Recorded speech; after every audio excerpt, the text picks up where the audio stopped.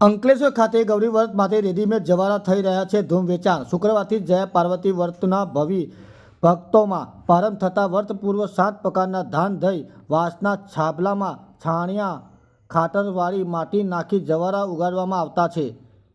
ત્યારે આ ગૌરી વ્રતમાં ઉગાડવામાં આવેલા જવારાને સ્વયં માતા પાર્વતી પ્રતીક માનવામાં આવતું હોય છે। ગૌરી વ્રત અને જયા પાર્વતી વ્રત શુક્રવારથી ભક્તિભાવક પ્રારંભ થતાં ગૌરી વ્રત માટે બજારમાં મળી રહ્યા છે તૈયાર જવારા।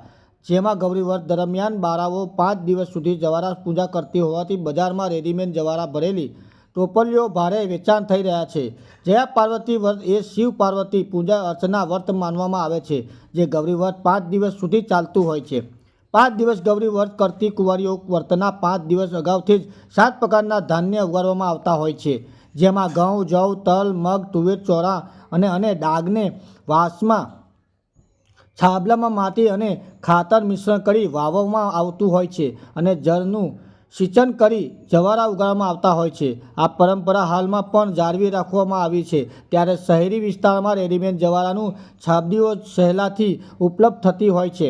શુક્રવારથી શરૂ થતા ગૌરી વ્રત નિમિત્તે અંકલેશ્વરની બજારોમાં તૈયાર જવારાનું વેચાણ થતાં કુંવારીકોમાં જવારા છબીલાઓ લેવા ઉમટી પડી છે, જેની હાલમાં બજારમાં મળતી તૈયાર જવારાની કિંમત 80 રૂપિયાથી લઈને 100 રૂપિયા સુધીના ભાવમાં વેચાણ થઈ રહ્યા છે।